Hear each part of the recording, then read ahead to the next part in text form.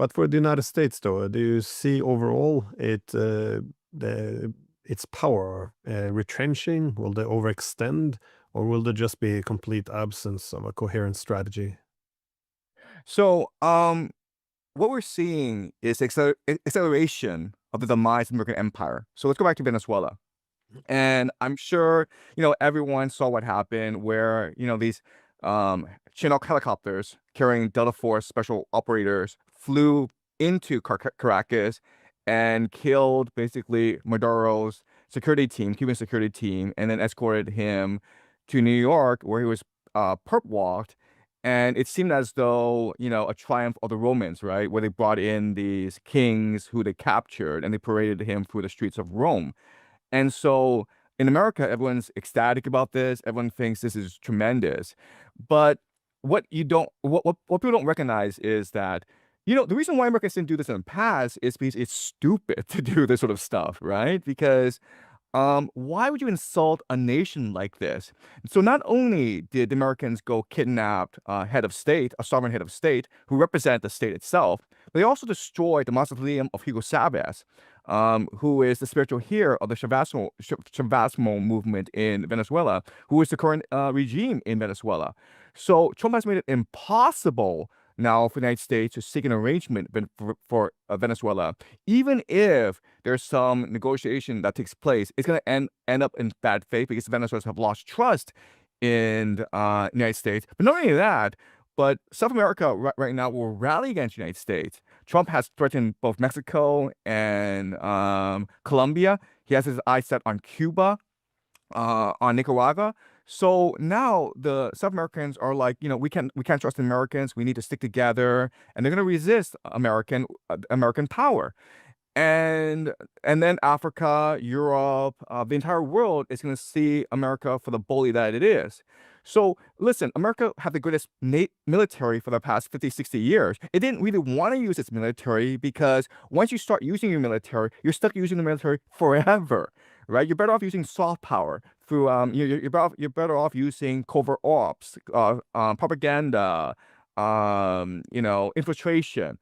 And that's what America did really well for these 50, 60 years. And it could have done the same thing in Venezuela, where, they could have just basically bribed Maduro, bribed the elite to seek an economic treaty with the United States, where all oil belonged to the United States. And Venezuela would have agreed to this. And all of South America would have been happy with this deal.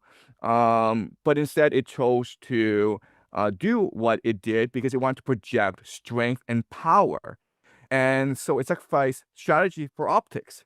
And this is a sign of an empire in decline where it's no longer capable of grand strategy, where it's no longer capable of foresight, it's no longer capable of restraint and humility. It's complete hubris. We see this all the time when empires are in decline, where not only does it antagonize its enemies, but also antagonize its own allies and exploits its vassals. So what the United States is doing, it's suicidal, it's short term, it's stupid. And look, in the short term, I say for the next 2 to 3 years, it will look great in that, America is able to control the entire Western hemisphere, all the world bows to America. In the long term, you have sowed the seeds for global discontent, for a global revolution against American power. And basically, I think that the American empire is done with. Yeah, the French philosopher Emmanuel Todd, he calls this micromilitarism, and he sees it as a common trait, as you suggest, of a declining empire. That is, you seek the military solutions against minor states, easy targets to project strength and cover up the declining status in the world. But no, I think you're right. Of course, this is the extraordinary thing. Maduro was, resented in many places in Latin America, even especially by the Brazilians. But none of the Latin Americans want to see this kind of thing, the U.S. Restoring its empire and hegemony across Americas through military force. It's so Look, counterproductive, it seems, though.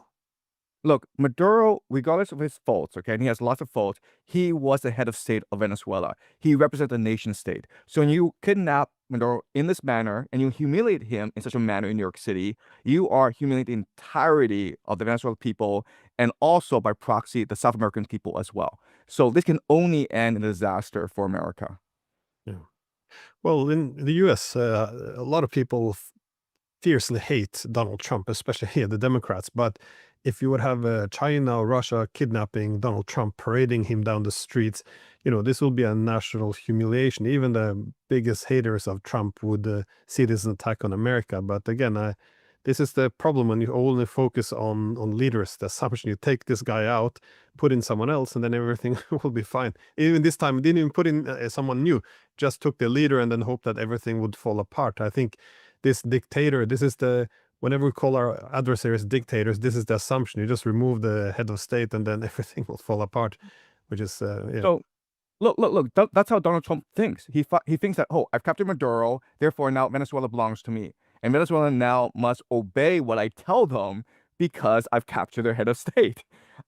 He lives in his own reality. He spent too much time doing reality TV, The Apprentice, and so he thinks that if I can just make people believe this, it will become reality. And he doesn't recognize that there are these fundamental laws to geopolitics.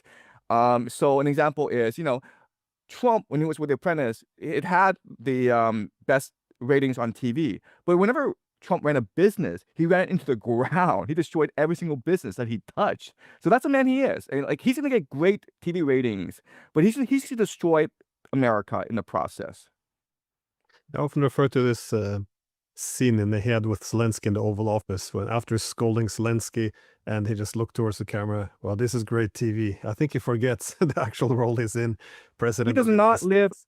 he does not live in our world. He lives in his own world, Trump world, and it's all make believe. And in his world, he thinks that, hey, if I can manifest this idea, if I can make enough people believe this idea, it will become reality. Okay. In his world, he thinks that he is making America great again by resurrecting the American empire. He believes that by, capturing Maduro, by bombing Iran, he is projecting force. And if people understand how powerful America is, everyone will bow to America and just obey America, and all the problems will just vanish. The debt will vanish, the polarization will vanish, all this discontent will vanish.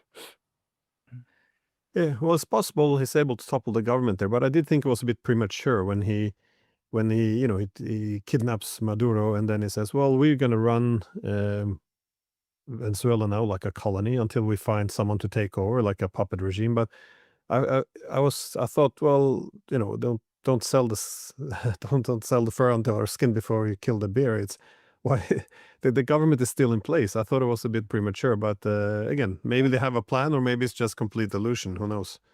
In Trump world, because he was able to kidnap Maduro, which was a feat of spectacular television. Okay, looked great on TV. Yeah.